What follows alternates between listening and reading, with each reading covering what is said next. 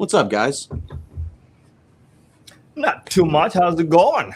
It's been a while. We haven't it's been like 2 weeks, almost 3 weeks since we've actually talked to each other, potted a little bit. I think we've all been doing some travel, right? We needed the break. We needed the vacation, to unwind and come back refocused and ready to go. Obviously we didn't talk to our listeners, but you and I kept in chat. Merlijn, we kept in chat. Well, the real secret is that we didn't actually go and just lay on the beach and go to the UP and do all these relaxing things. We were actually at an altitude camp getting prepped for our coverage of the Tour de France. That's right.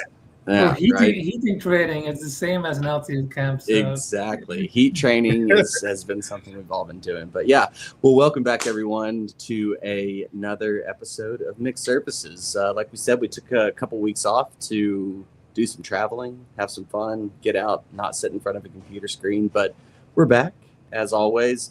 As always, I want to thank our sponsors. One sponsor I want to just nail right now is Volet.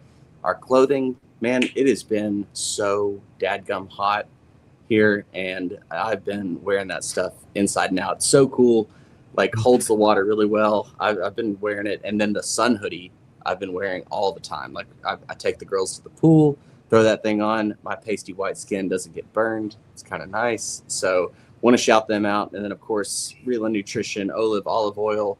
Hey, special shout out to Pete, owner of Olive. Recently got married in Athens, Greece. So congratulations to him and his wife, Phaedra. But also wanted to talk about Z&G Partners for all your business consulting needs. World of Bikes, Iowa City, Flat Tire Bike Company in Greensburg, Pennsylvania. And I think that's everybody, right? Yeah, I think you nailed it. Yeah. Nice. Oh, Obed, of course. Obed Bikes. Man, bike holds up. I flatted the new Dubnatals 2.0s. No. I did.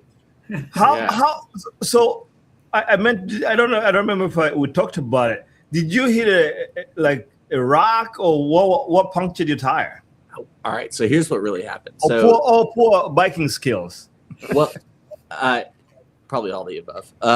But no, I mean, so I've got this MMR, the Obed. Excited to get the GBR, which is more the race bike. But man, I've got these big tires on there, and there are a lot of mountain bike trails around here that are just on that edge where you can ride some single track with drop bars. And so I went out to one of those local tracks and was just doing a hot lap. And man, I got a little Cindy and just crushed a rock, and it just ripped a hole in the tire and couldn't plug it, couldn't do anything, had to do the ball of shame. The hole was too big to plug it. Yeah. I mean, it went in and then ripped down the sidewall. It was a big one. Yeah. I felt like Mads Schmidt in Unbound, just ripped to shreds. But honestly, the worst part was that I'm in my kit, Lycra, not in mountain bike pants, and so every mountain biker is looking at me like I'm an idiot. Dude, you made us look so bad. Yeah. So bad. And then I had to walk of shame past all of those guys, and multiple just laughed at me, and I knew they did. But yeah, it happened. So the bike holds up fine, the wheels hold up fine, but I found the limit of those new Dubnatal 2.0 tires. Do you put inserts in your wheels? I don't need inserts. Inserts are for people that can't ride. Oh, and then you fly, and then he flats, right? And then he flats, And then I fly. Yeah, I probably should. No, I run an insert on the back of this bike, but just mainly because it's an e-bike and it's heavy, so I don't want to break the wheel on the back. But no, I probably should, but I don't know. I just want the full experience. I'm also not doing it, so yeah. Yeah, I probably should. I'm a little bit heavier than you are, so I hit those bumps a little bit harder. But yeah, so. What's new with you guys? Man, I was mountain biking, obviously. Spent some time mountain biking. And, I ride single track here all the time. But our single track here in Iowa City is smooth. It's good. It's rude in some sections, but most of it is floor trail. Going up there in the UP, real mountain biking, there were a lot of specialized towel levers up there. And then you had this gravel ride, wannabe mountain bikers, mountain biking now, muscle bikes. It was good though. It was fantastic. Really good mountain bike. Yeah. I didn't flat at all. Did I hear that Iowa City is getting a jump park, like a jump line over at Woodpecker or something like that? Yeah. So you know where the baseball field is? That climb. Yeah. They have the climb trail. So like almost 3/4 of the top of that is where the jump line is gonna be. You gonna hit that? Yeah. Yeah, I might. They've been so. Here's a gripe, and I can't complain. I'm glad they're putting they're putting more features in our trails, but some of the jumps, like we need more like beginner friendly jumps. There's a few, but usually it's like you take the jump and then it's like on the rough part of the trail where it's not really established. So most people won't go there and jump him. I'll jump him, but it's like I think to get more people to practice, we need a smoother landing. What I don't know. Maybe I'm wrong. With a jump, is it like a Red Bull jump or something like this? Like no, like I would say probably some of the ones that they have been adding probably maybe 2 feet off. It's a ramp that launches you like, the ramp is like 2 feet tall. Okay. So you can hit that and, get maybe like, 8 feet of travel in the air or something like that. But there's not enough space when you land. So you have to kind of know what you're doing. So which then just lets only the people that are daring to do that, the beginner will like won't even touch it, Well, but I think you hit on a good point, because I feel the same way about skiing as I do with like mountain biking and approaching new lines, which is that like everything looks scarier than it actually is. But if you have someone lead you, give you the right speed, and like talk you through a jump, you just got to have the confidence to like do that. And I think like I would agree with you that it would be nice if they like, progressed you up just like small tabletop. But for a space like Iowa City, like they don't necessarily have that, that option. And so I think that's where it's like the community helps, and you've got to find someone that can be like, yeah, I hit this line all the time. Like I'll lead you into it. And then you just got to work up the courage to go do it. And honestly, that's how it's been like for Yvonne. She, before she would not even roll over some of those things, but I'm like, hey, just kind of watch what I'm doing, kind of try to maintain that speed. And she's progressively been doing more and more. Whereas like before, if you go by yourself and you have no benchmark, you need somebody to help you out. You're just not going to do it. Or you will do it and hurt yourself. And you need speed. I would brake, and then it's not good to brake just in front of it. Yep. Dude, Aria, when that jump line opens up, you need to go take that check out and go rip a line and jump it and show people what that bike can actually do. I'm so stoked that we're gonna have that, because the only other place that has those kind of jumps is in the Bubbly Park or whatever in Cedar Rapids. And that's like you either have to drive up there or plan on a long day. By the time you get to Cedar Rapids on gravel or trail, you're tired if it's like 100 degrees out. So I'm glad we have that coming up. Super stoked. I'm gonna watch out, Graham. Yeah, right. Merlijn, what you been up to? You been racing at all? Yeah, I raced. I did 2 things last weeks. I tested an ultra race. Ultra, yeah, for the first times. So I was testing if I could do it like more, because I think it suits me better. The long distances. It was in miles. It was 220, I think, like that, miles to 230. Yeah, it went well. It was kind of a race, kind of not, but it was a tracking and there was a result, and I finished 5th. Everything went well with the food I tested, and the bike and the setup and stuff like that. That was a nice experience. And the other thing I did was I raced a road race with a couple of gravel section, not a lot. And I wanted to test the beach tires, the mountain bike beach tires. I already did at Valley of Tears. And so we ended up like with 2 gravel bikes with mountain bike tires at the start line. And guess we went first and second at the finish line, and all the rest were on road tires. So it was nice. So, but like, okay, so did you guys break away, or was it a sprint finish? We sprinted with 4 guys, so we and two other roadies. So do you think that, like, everybody always says, like, the reason they run, 35s in Roubaix is because the deciding sectors, the sprint, you've got to have the fast tires for the sprint. But did you feel like you were slower at all than I mean, obviously not. Like, you guys were able to sprint past them. I didn't feel slow at all. I put a little bit more pressure than on a gravel race, of course. Sure. But yeah, at the start line, everybody was looking at me and laughing. What's he's doing here with tires? In the race, like in the middle of the race, we were, I think, the peloton 20 people big, and some people were talking with me. Oh, what are you doing? So a little bit funny, and then we hit it's like a 2K gravel sector, a little bit downhill. So yeah, I can smash it like really fast, just going. And we ended up with 4 guys, and we went to the finish line with those guys. So yeah, it was nice to test it, and no, it's going fast on roads too. So big tires. Yeah, it's the fastest way, I think. Well, I mean, it looks like it was wet and it was technical. Like, I mean, you have tons of turns, so having that extra grip had to have been helpful, as you're going around some of those turns. The turns we took it easy, so now it's a straight line to the finish line. So the guy here in front of me is with all the gravel tires, Race Kings, I think, and the other 2s are road tires, road bikes. Man, he won on Race Kings, Navi Race Kings. That's, that's even insane. Yeah. What you said you were running like a beach tire? Was it like a slick, like a Schwalbe or that something was like the that? slick, the Schwalbes. Yeah.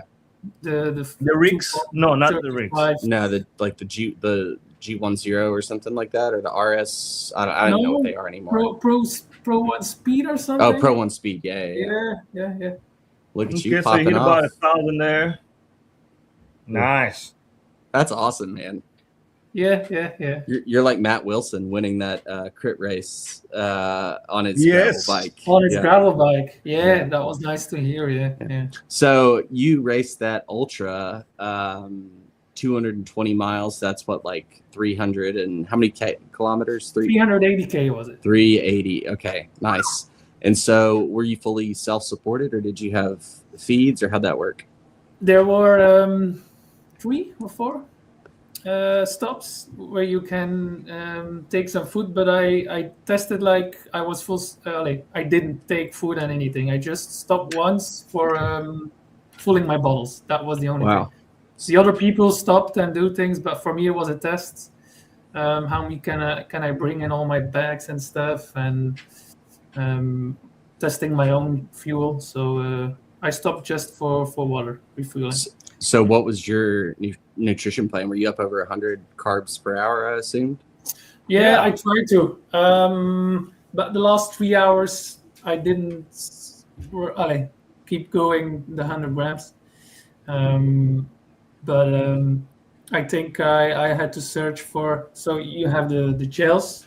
Mm-hmm. After a while, it's like you can't take it anymore. But the bars I had, it was not good. So after 10 hours, also the bars didn't work anymore, or I didn't like it anymore.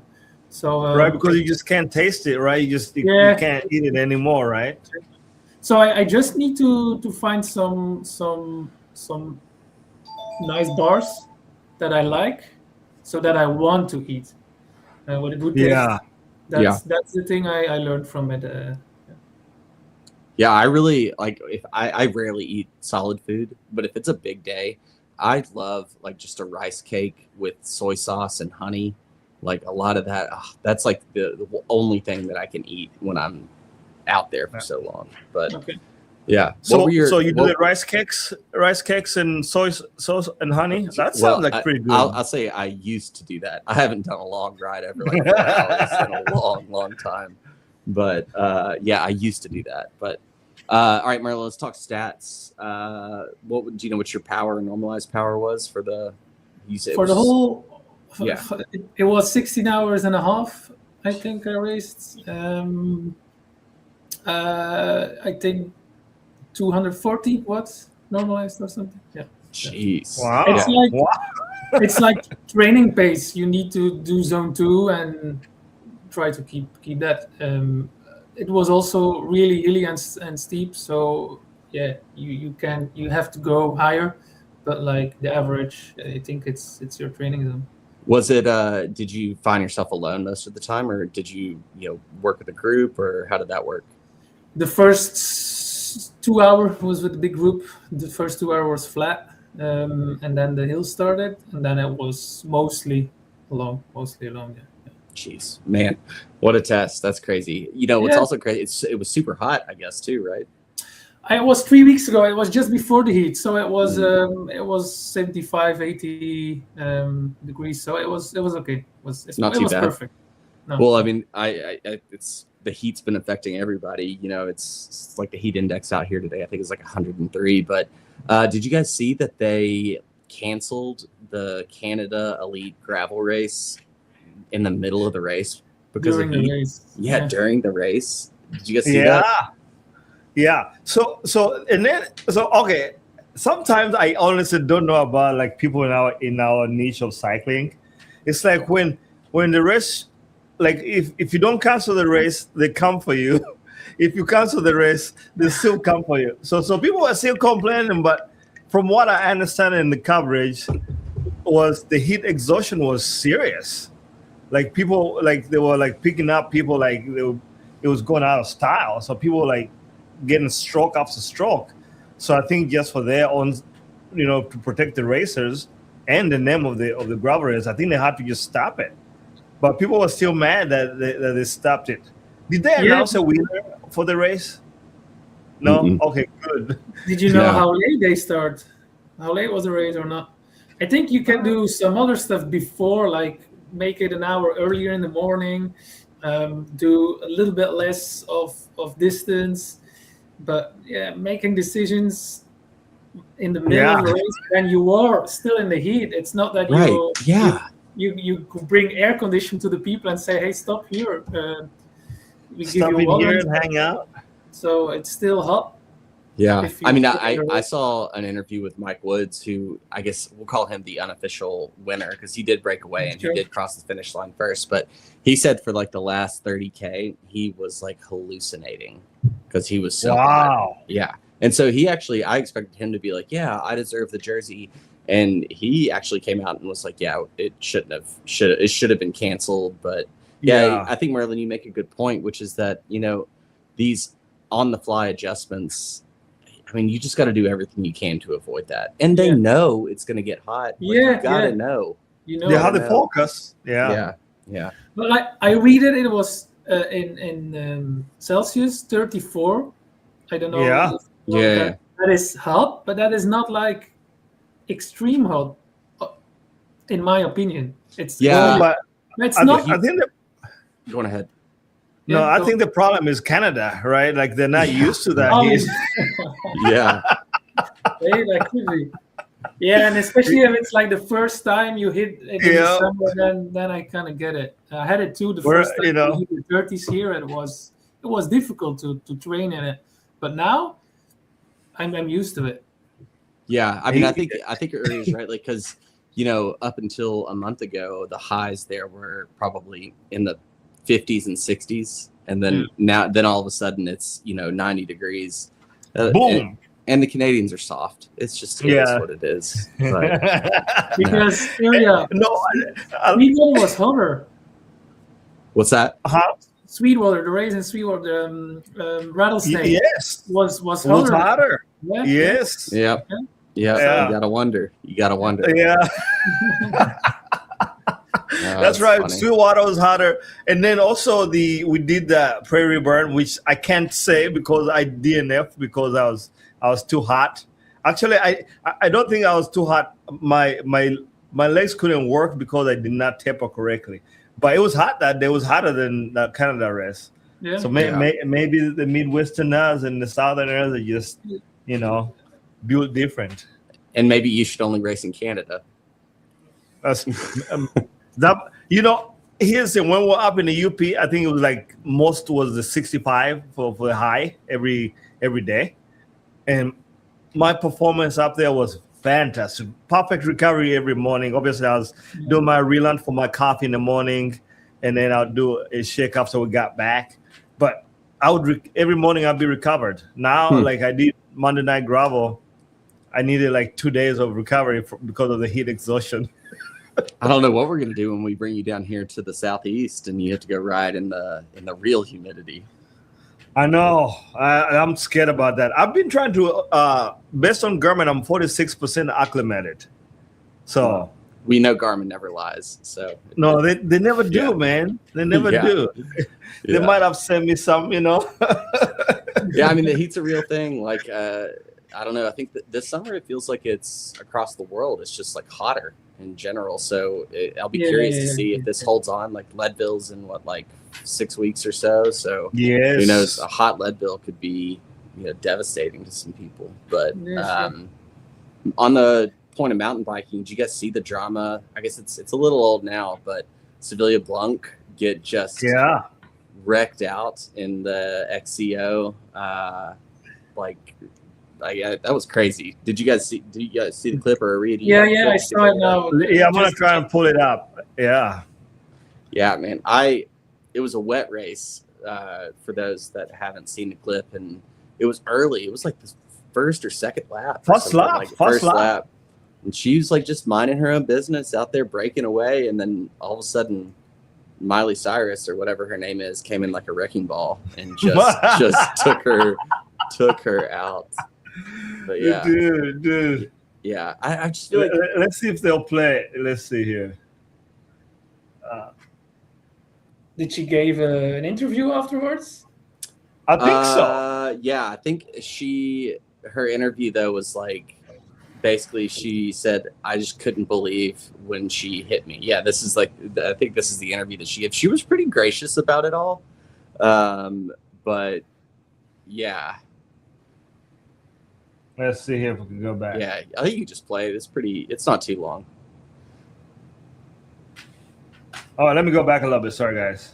Okay, there we go. We need our production assistant in the back. I know. But yeah, so she's like coming around here, and then she's riding along, and like the world champion, I forgot her name. Do you remember her name, Merlijn? No, not anymore. Yeah, she just takes her out, and then the worst part is that her bike goes one way, she goes the other way. Like she has to wait for the whole pack to get through, and then she like gets up and she finished in 5th, which is pretty crazy. Yeah, that was strong. Like look at her. She can't even like get to her bike. But finishing 5th afterwards, it was. I know it was insane. In these conditions. Yeah. What's also crazy is that the commissaires didn't get involved at all. They said it was just a racing accident, which I couldn't believe. Me, yeah, go ahead, Merlijn. Sorry. I believe it because I think first of all they went maybe a little bit too fast, both of them, and it's slippery, it's wet, and sometimes you get stuck in a line. I think she goes a little bit to the left, and the other one is a little bit to the right because you have a line, and if you are braking or too fast, you're gonna slip. So I think they just follow their line, their flow, and that was coming together.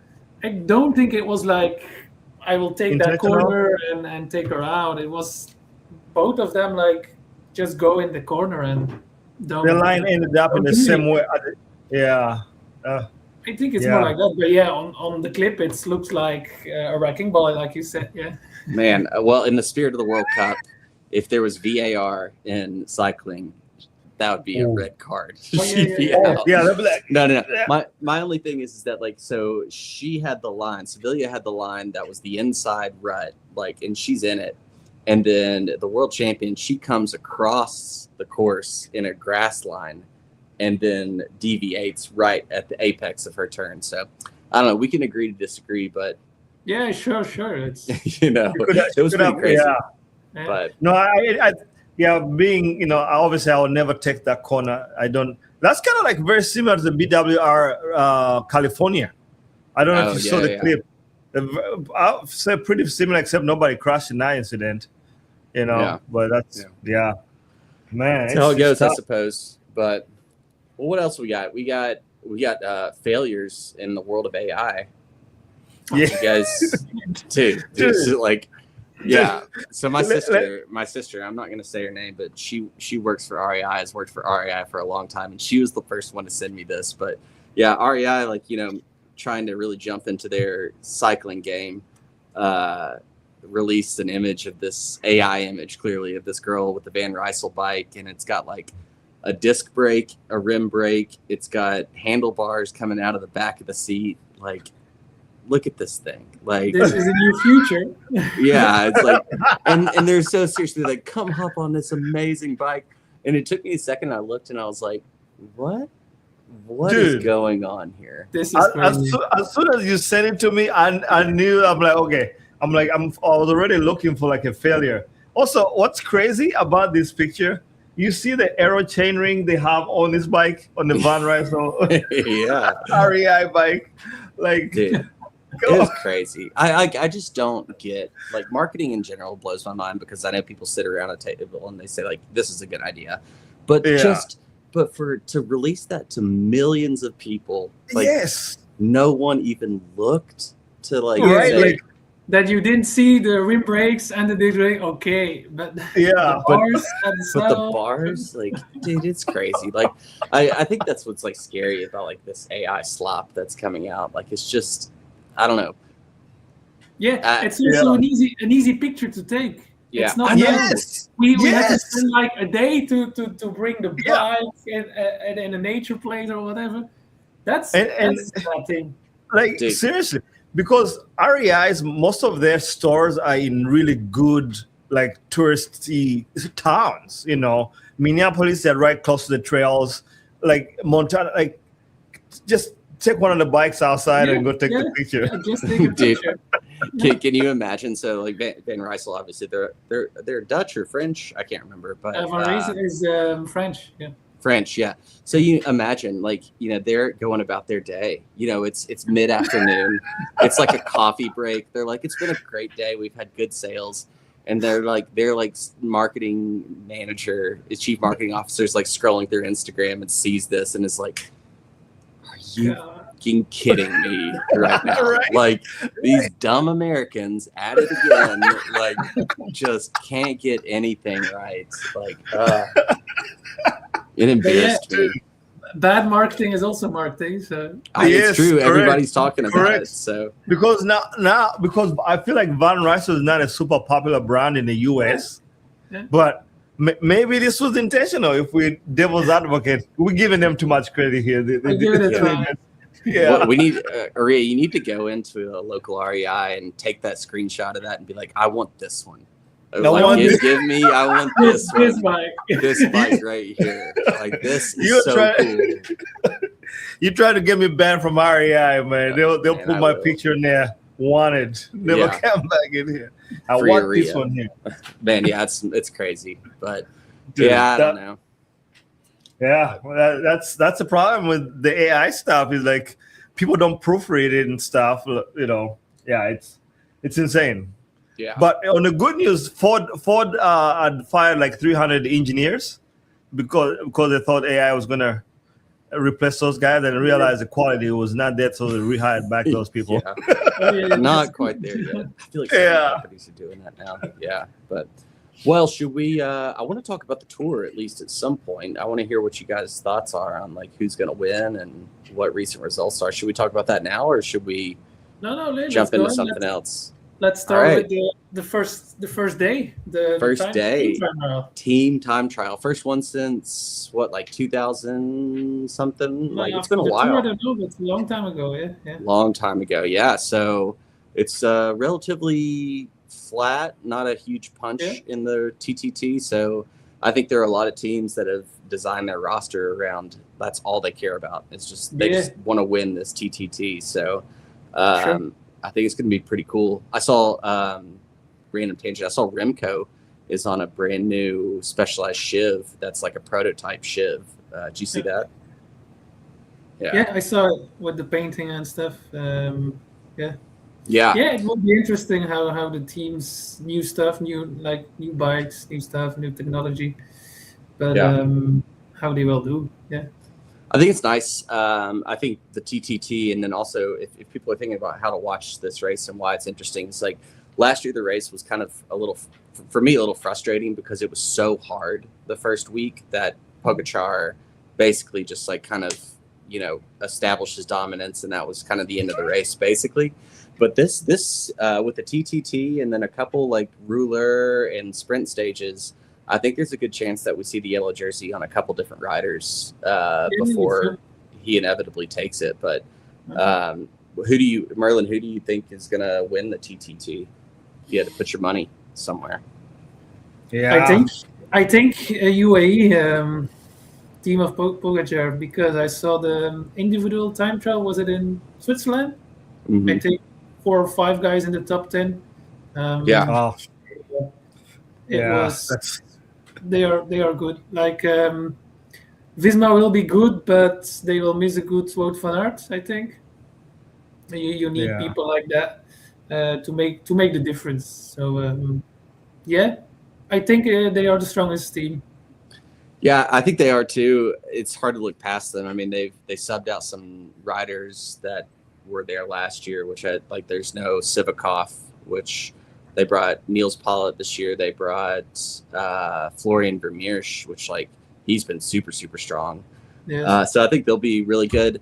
But it's hard for me to look past Ineos because are they Ineos Netscape or Netscape Grenadiers? I don't know what they're called now. Yeah, but they've got Filippo Ganna, truck, Josh Tarling, bigger truck, and then a few other Timon Arnsman, Ethan Hayter. Ethan Hayter just showed out at the British National Championships. I think, and then they have Oscar Onley, he's beat up because he crashed. So I don't think they expect him to do a lot in the GC. So it wouldn't surprise me if they're not going all in for the TTT. Sure. And especially the yellow jersey you can take it. So, Yeah, for sure. But then, so first week looks pretty tame. Not tame. It's going to be hard and everybody's going to be going for it. But, they dip into it's kind of nice because they're starting in Barcelona and there's no rest day because they're able to ride right into France. So it's going to be a pretty long stretch of racing for the first week with a couple fun stages, I think, to look out for. Yeah, I think the first sprint race, the really sprint race, will be the fifth. Yeah, those poor sprinters have to wait so long to sprint. But it's interesting for riders like Van der Poel also. What can they do in the first week, and how will his team doing it in the team time trial? Because he was really strong in Switzerland. Yeah, he lost 0.38 seconds to Puggy. Yeah. He can do time trial now. I didn't know. He's so crazy. Of course, he can do it all. And it was not a 6K time trial, so it was not a prologue, but so. Crazy, yeah. He just goes into Super Saiyan mode and just decides he wants to do things. But did you see that he got fined by the UCI for image unbecoming of the sport? What did it? I missed that one. Well, so he went into when you're for the listeners in time trials, if you are top of the leaderboard, you go into the hot seat. It's like any other race, and so you got a camera on you. You have to sit in this really uncomfortable chair. It's really not a great place, and you have to watch everybody as they chase you, right? So the camera's constantly panning back to the rider that's in the hot seat, and then riders on the course. Van der Poel's in this skin suit that I'm sure is 4 times too small. He's also just like a fly boy. So he takes his skin suit off down to his waist. He takes his shoes off, and he's it's 90 degrees. It's not. Yeah, he's propped up, just being a badass like he always is, and everybody loved it. And then the UCI the next day was Didn't like that. Fined him like 500 Swiss francs for having an image unbecoming of the sport. It's like those idiots. That's so stupid. It doesn't make sense. It doesn't make a point with it. It's a meme at this point. I honestly feel like the UCI is like, okay, well we've drawn the line in the sand. We have to make sure that we toe the line, no matter how ridiculous it is. But yeah, so first week's pretty chill, and then second week I think we start to hit the high mountains. We've got we got the Tourmalet on deck this year. We got Ventoux. Do we have Ventoux this year? I'm not sure. I did think we do Alpe d'Huez. Do we do Alpe d'Huez? Yeah, maybe. I think there's a 2-time Alpe d'Huez this year. Yeah, 2-time.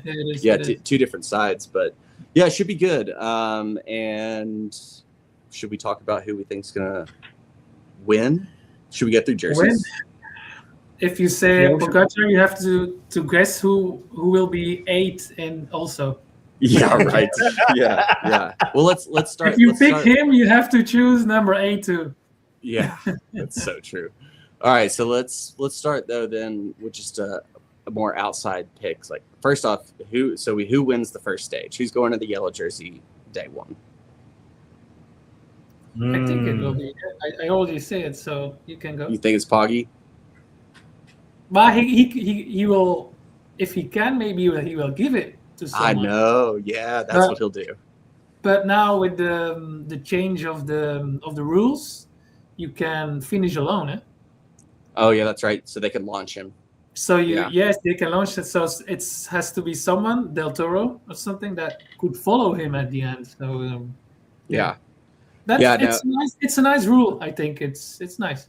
I like that too. I think it should be that way, which is like, you ride as fast as you can and you send your strongest rider through. Yeah. I think that's cool. It will be interesting for Red Bull too, like Lipovic and Evenepoel. What will Evenepoel do? Yeah.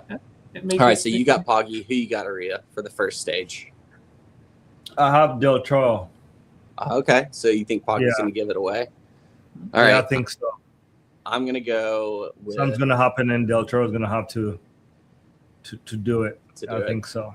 Yeah. All right, I got Ghana going into the yellow jersey to start with. I think Ineos is going to come out to play. I think he could take the yellow jersey and hold it for the next week too, because he can sprint. And maybe he goes solo from the half of the time. Yes. Well, I mean, imagine him and Josh Tarling, like 2 90-kilo guys pushing 600 watts.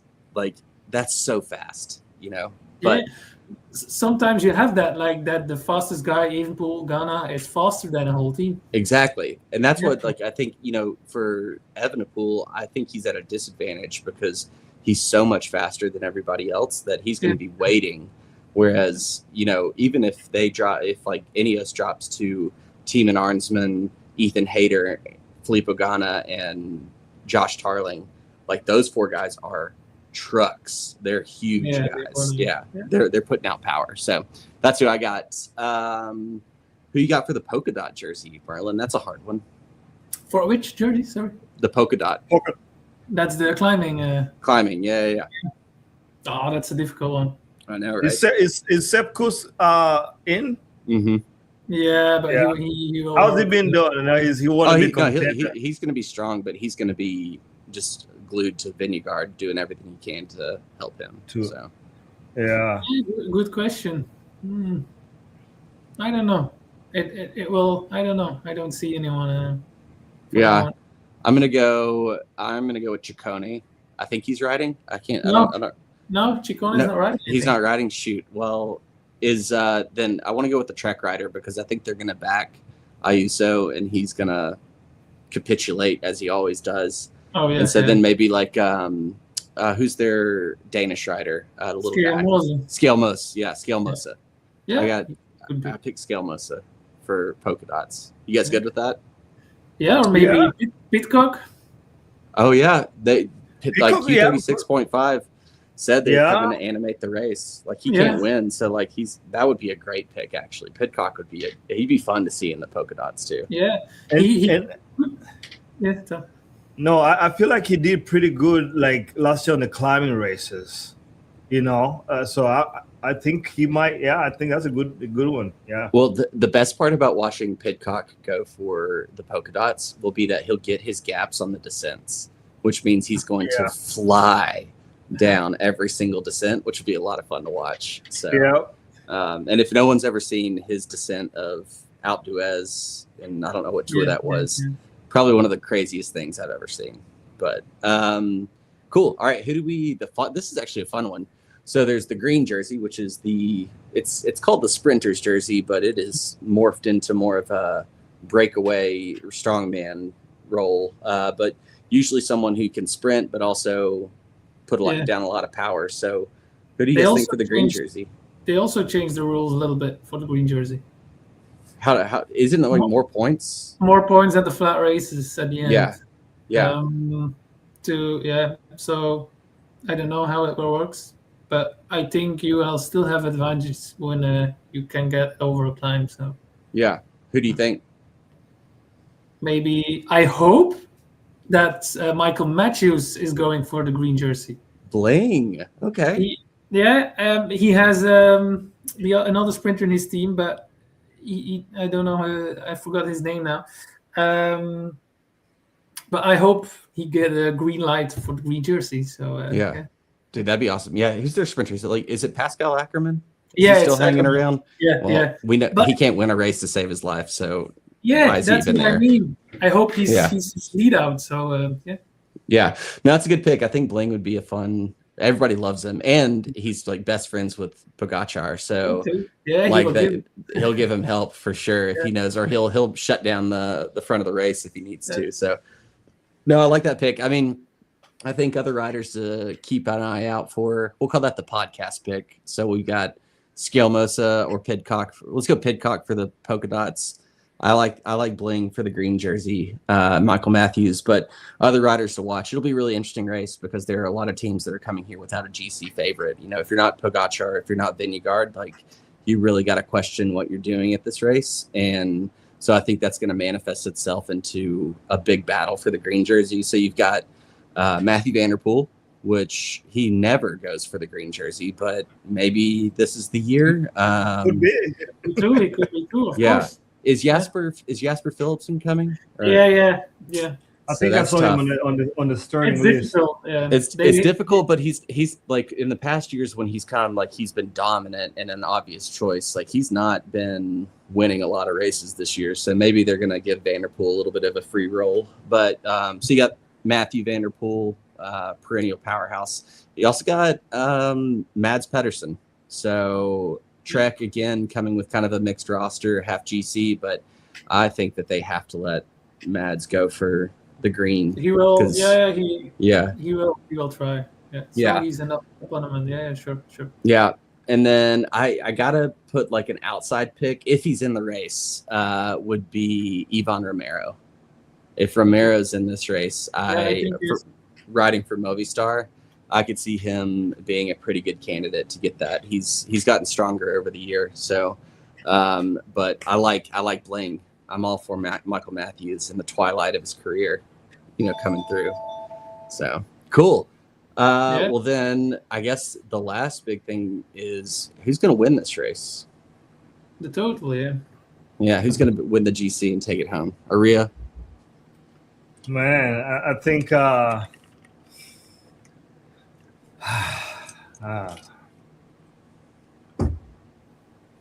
MVP. No way! Stop that. No, he can climb too. He can't. Yeah, no, he's not that good. Dude, I don't know. Maybe Tade, I guess. Obvious choice. I'm waiting for a Tour de France without high mountains. That would be nice. 3 weeks of battling on the hills and the flats and the cobblestones or whatever. That would be nice, dude. Yeah, the tour of like and no climbs. Like maybe one day. Oh man, that would be fast. Let's keep it hilly that Van Aert, Van Der Poel, Pogacar can battle. That would be nice. Yeah. Come over. They need to. That's where the Tour of Georgia would be awesome. Back here in the States, because we've got 4 or 5 minute climbs, 7% hills, bumps, everything. It'd be so good, but. Yeah, it's not going to be Matthew, unfortunately. So you going to go with Tade, area? Tade, yeah. Tade. Yeah. All right. So Who you got? who's your number 8 then, area? I think Primo. Roglic. Yeah. He's That could gone. be. He's not bad for an He's 8th not place. bad. Could be, but Yeah. for You know, All right. he's So getting Tade up there. first. He's getting up there, but I don't know. I'm just kind of shooting for like some wild card here. But you it know. would be crazy for Primoz and Red Bull, like going for Evenepoel, Lipovic, and then finished 8 with Roglic. Yeah. That'd be cool, but Then maybe I gotta help Red Bull out a little bit, you know. Yeah. All right, I like that. So Tade in first, and you got Primoz in 8th with a Red Bull top 10 sweep, I guess. Yeah. Okay. What about you, Merlin? Yeah, it's easy to say Pogacar, of course, but I think Lipovic. Hey, did you saw the Switzerland? He was only 22 seconds away from him. Yeah. Okay, he was second. Like with all the bonuses in minus, it was not a lot. I think it was a long time ago. I saw someone following so close till the end. So he's strong. That's fair. Yeah, I mean, I think what's tough about Lipowitz is that, like, if he is, say, Poggi breaks away and he stays on his wheel, like Tade is going to beat him in every bonification sprint. Sure. Like, and that's like he may stick with him the whole tour, but by the end of 3 weeks, it'll be 48, 50 seconds because Tade's gotten every bonus. And same with Vingegaard. Like, you know, he's not as explosive. So Vingegaard has to be even stronger than Tade. You know, it's like this TTT is so critical for Vingegaard, because if he can say something crazy happens and he puts, 50 seconds into Tade, then maybe he has a chance at that point, because he's just going to lose little by little every like bonus section. But anyways, neither here nor there. I'm going to throw a curveball at you guys. I can't believe we haven't talked about him. You know who's going to win this race, right? Oh, Paul Seixas. Oh yeah. I was looking the second coming. The young man, right? The young man. Already. The 19-year-old who the young man is I think, who knows? I've been watching some of his training, and I mean, he's been taking KOM after KOM after KOM. For the last week? Yeah, for the last couple of weeks. Yeah, okay. he's been doing some work, and he's new on the scene. He's on a team that's 19 years old. He's on that Van Rysel double handlebarred bike, so that will help him. He can ride like this if he needs to. Even more arrow. It's like Naruto riding, like something like that. But I saw him. I'm like, okay, because I've been kind of watching his journey too, but like his experience gonna win out at the end of the day. That's why I was like, he has a very good chance, but does experience hurt him at the end of the day after? Yeah, and the 3 week will be important for 1 week. I would say yes for the podium, and it could be. Of course, he could finish on the podium. Could be. If he finished an 8th or 7th place, that's a really strong tour for him. He's 19 years old. He's 19 years old. Yeah. Yeah, I think so they're gonna have Luke Rowe in the car. He's their sport director, and he is probably the best person to have in the car. He's ridden so many Grand Tours, like he knows how to handle the pressure. And I think you're right, Merlin. Like the thing is, we just don't know if he is 3 weeks tested, and it's. I was very surprised when Decathlon called him up. I don't think they really had a choice because he was so good. Yeah. But I was expecting him to do like maybe the Vuelta this year. Go out, get his confidence. But I also don't think that Decathlon's a stupid team, and I think that they know that this is their one chance to get a Grand Tour win, and they're going all in on him. Yeah. you have to do it. It's not like 10 years ago when you have to ride so much before the Giro de Vuelta and then the Tour, and you are 25, and it's changing. So you have to start early with it. And why waiting? Because okay, he could be finished 10, but it's still good. But maybe he won 2 stage races or whatever. And then for next year the 3 weeks is difficult, so we had to train on that, or we had to do that. It's a year earlier, you learn something. So why you don't go for it? Yeah, and then I heard that Q36.5 offered him 13 million euros to come ride for them. Yeah. So yeah, that'll be interesting. My goodness. You know what? I really don't want him to go to UAE. That would be the worst. Is if he went to UAE. That would make it so boring. No. Exactly. It would be kind of like the specialized off-road team here that we're having. You know? Yeah. It just becomes boring. Is you know who's gonna win every time. Yeah, the best has to fight with the best. So yeah. I want to see the best riders, and I think a Paul Seixas, Tom Pidcock duo would be a funny race dynamic. It'd be like, Big Tim and Little Tiny. But like 13 millions, it's more than Pogacar, and he didn't win or a podium Grand Tour once or that's or insane. Yeah. So maybe so they know it's coming. It's stopped now. He will not be better. Yeah. Could be, probably could not, be. but could. And then you pay him $13 million for still a good well, rider. like you said though, the rider profile has just changed so much now, where it's like, riders like Isaac Del Toro, AJ August, like Paul Seixas, their career is they're going to be done by their time they're 26, 27. I don't expect those guys, like Poggy even says it. He's like, I would not be surprised, hot take, if Tadej wins the Tour de France this year, that he retires. No, first the Olympics. Oh, the Olympics. Okay. Oh, that's right. That's right. Yeah, he does want to need to do that. Yeah. After the Olympics, he will probably do gravel then. Yeah. Oh gosh, that'll be great. Then he will come for Unbound. Yeah. Right. Yeah. And then double everybody. Yeah. That's I what we need. I want to see Matthew Vanderpool show up to Unbound on like 38s and just like crush everybody. No, he'll fly. Yeah, maybe. I don't know. At 38s, Yeah. We'll see. All right. So we got Aria's got Tadej. You said Lipovitz, which I appreciate it. I appreciate the value, and I'm going with Paul Seixas or Seixas, depending on what part of the world you're from.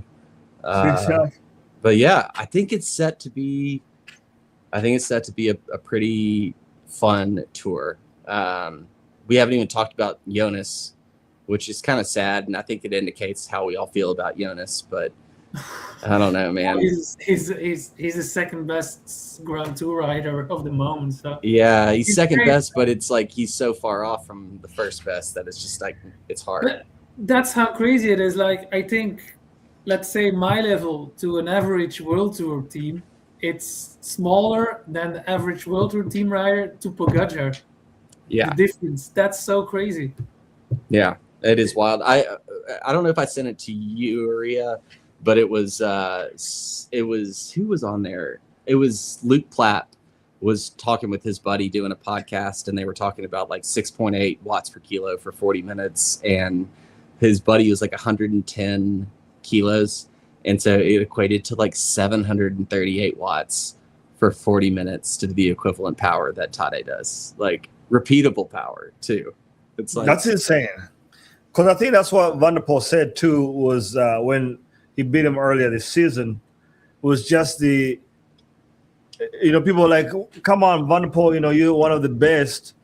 He's like, yeah, but he's like, he was doing that, like those 700, 800 watts, like repeatedly. And he's like, I was doing the best I could. Yeah. I just couldn't reel him in. It's like, that's insane. And it seems so easy. I know. Yeah. It's like he's doing training rides, like in Switzerland. Yeah. First race, it was like, come on, dude, do blocks. Yeah, it's crazy. That's what gets me too, is like when he does these breakaways, like he does not look aero. He doesn't look like he's like trying very hard. Like I think about riders, like, think about like Mate Mohoric or Dries de Bont, like these guys just draped over their bars as aero, or Victor Campenaerts, right? Like super aero. And Tade's riding like almost straight armed on the hoods, just crushing these guys. I don't understand it. I just imagine that he is aero too. I know. And I think that's why most people like when he breaks away, it doesn't look like he's doing an effort. They're like, why are you not staying on the guy, right? Mm-hmm. And I think that's what confuses people. Like, doesn't look like he's going hard, but he's actually punching way above everybody's power. I just like I feel like pro racing right now it's in a spot, and you watch the past couple races that he's been in, is that when he has done his breakaways, like they haven't even really been breakaways. Like in the Tour de Suisse on the first stage, he like sprinted for the bonus seconds, and a few guys went with him, and then he just like pedaled tempo. But the moment now that people see him go away, they all give up. They just give up completely. and that's why I'm so excited about like Paul Sexas, is because like he could be the fly in the ointment that he will try and he will do it, and at least like he won't be one of those guys that just like sits in and waits. Well, I think now it will be interesting, and for also Evenepoel will try, Vingegaard will try, especially the first 2 weeks. They will all try this, so it will be interesting. I hope the gap is closer, but so it's fun. Yeah, it seems unlikely, but I do hope that it's at least entertaining. Or if not, if the GC race gets blown apart, then I hope like the green jersey race becomes really fun, or becomes nice and competitive. And I just don't like it when it's a blowout. It makes it not fun. I like it when we can't tell how it's going to end. Yeah, sure. Yep. Cool. What else we got, guys? I think that's it, right? Yeah, I think we'll try and do some updates as the tour starts. And we got a big didn't even mention this. We got a big podcast rivalry game coming up. The US is playing some, I don't know, like Copenhagen or one of those weird teams over there. Talking about you, Merlin. We're playing Belgium. Oh, okay. Oh, yeah, sure. I'm over here trying to talk trash to you, and you're just like not even listening to me. Merlin's like, I don't care about I don't care about football. No. I watched Out to the Belgians this last evening, but it will be nice. It's a shame that or pity that the game for us, Europe, it will be in the middle of the night. So yeah. That's tough. You wake up, you're like, oh no, I don't look to the news and see it from the start, I think. So don't text me. All right, well, we won't spoil it. What do you think? What do you think? Are you watching it? Oh yeah. So let's get into soccer tactics, my other favorite thing. So I think the US yesterday played like really terribly.